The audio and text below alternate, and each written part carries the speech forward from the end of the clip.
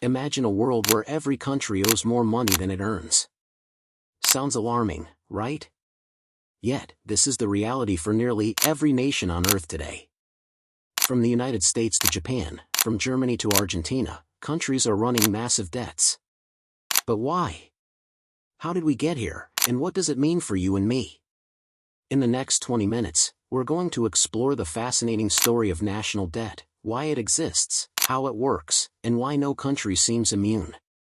First, let's break down what national debt actually is. Simply put, national debt is the total amount of money a government owes to lenders. These lenders can be domestic citizens, businesses, or even foreign governments. Think of it like a credit card for a country.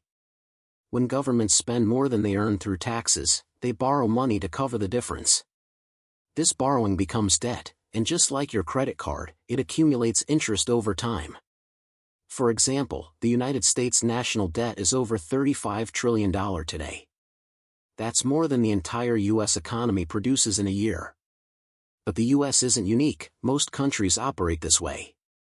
To understand why countries are in debt today, we need to look back in history. Debt isn't new, it's been around for centuries. Governments borrowed money for wars, infrastructure, and social programs. For instance, European countries borrowed heavily during the Napoleonic Wars in the 19th century. The U.S. borrowed extensively to fund the Civil War and both World Wars. Debt became a tool, a way to invest in the country's future without immediately raising taxes. Over time, borrowing became routine, and managing debt turned into a complex economic balancing act. Fast forward to today. Why do countries keep borrowing? There are several reasons.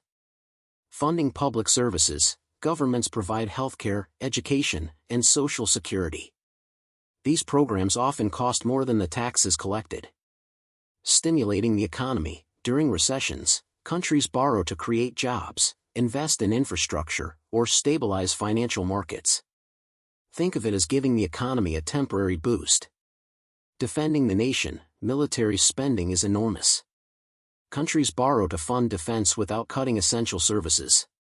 Natural disasters and emergencies, hurricanes, pandemics, and other crises can cost billions. Debt allows governments to respond quickly. But borrowing has a catch. If debt grows faster than the economy, it can spiral out of control, leaving countries struggling to pay interest. Here's where it gets interesting. Debt isn't just about borrowing money, it's also about creating it. Central banks, like the Federal Reserve in the U.S., can create money by buying government debt.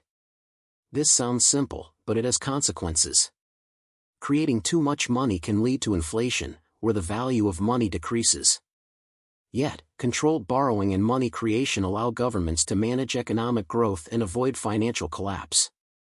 Some countries, like Japan, have been borrowing for decades without major crisis because their own citizens and banks hold much of the debt. Others, like Argentina or Venezuela, face economic collapse because they rely heavily on foreign lenders. Not all debt is bad. Economists measure debt by comparing it to a country's GDP, the total value of goods and services it produces. This is called the debt-to-GDP ratio. A country with a low ratio can borrow more easily and afford interest payments. A high ratio can be dangerous if growth slows or interest rates rise. For example, Japan has a debt-to-GDP ratio over 250%, yet its economy continues to function. Meanwhile, Greece faced a severe crisis when its ratio hit 180% because investors lost confidence, and borrowing costs skyrocketed. So, whether debt is sustainable depends on trust, economic growth, and effective management. Today, debt isn't just national, it's global. Countries borrow from each other and from international institutions like the IMF or World Bank. This creates a complex web of financial dependencies. A crisis in one country can ripple across the globe. The 2008 financial crisis started in the US, but its effects were felt worldwide, showing how interconnected our economies are.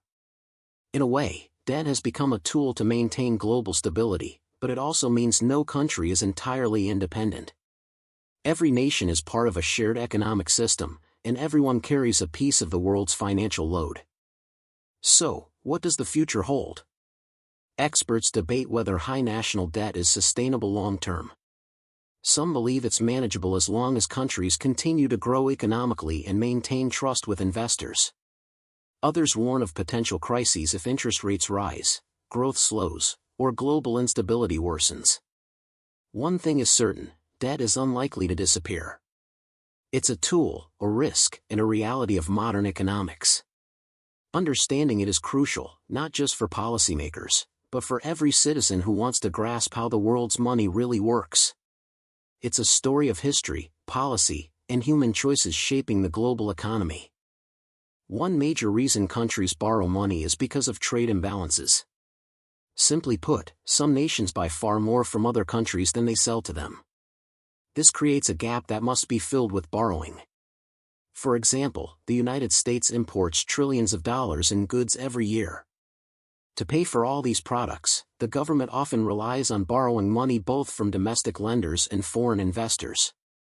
Without this borrowing, trade could slow, affecting businesses and jobs. Trade imbalances don't just impact the borrowing country, they also affect the global economy. Nations that lend to countries with trade deficits are effectively investing in their economy, creating a network of interdependence. While borrowing to cover trade gaps can support economic growth in the short term, over time it contributes significantly to national debt, creating a cycle many countries struggle to escape. Another major driver of national debt comes from politics. Governments often promise new programs, tax cuts, or subsidies to gain public support and win elections. While these initiatives can improve citizens' lives, they usually increase spending faster than a country collects revenue. Imagine a government pledging free healthcare, increased education funding, and lower taxes all at once. The money to pay for these programs doesn't magically appear. To make up the difference, governments borrow, adding to the national debt. Even when programs are successful and popular, they can create long-term obligations. The challenge for politicians is balancing promises with sustainable budgets. When borrowing becomes routine to fund these promises, it slowly inflates the national debt, leaving future generations responsible for repayment. Debt comes with an additional cost, interest. Governments must pay interest on the money they borrow, and sometimes the interest itself becomes so large that countries borrow just to cover it. Economists call this the debt snowball. For instance, if a country owes $1 trillion with 5% interest, that's $50 billion just in annual interest payments. If the country doesn't have enough revenue, it must borrow more, which adds more interest the next year. Over decades, this cycle can grow debt far faster than the country's economy. Interest compounding is why some countries appear trapped in a cycle of debt, even when they are making steady economic progress. It's not just the money spent on programs or services, it's the growing interest that keeps debt high and difficult to reduce. Economic crises are another reason countries go deeper into debt. Recessions, pandemics, and financial crashes often reduce government income while increasing spending. During a crisis, governments must stabilize the economy, protect jobs, and support vulnerable citizens. Take the 2008 financial crisis or the COVID-19 pandemic as examples.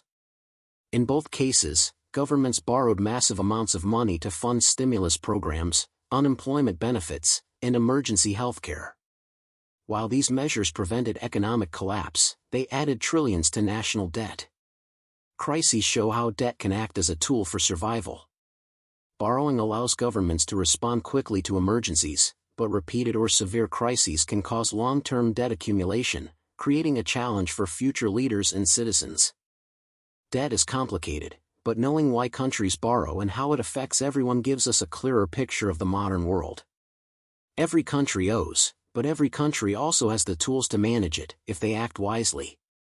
Thank you for watching, and remember, economics isn't just about money, it's about understanding the forces that shape our lives.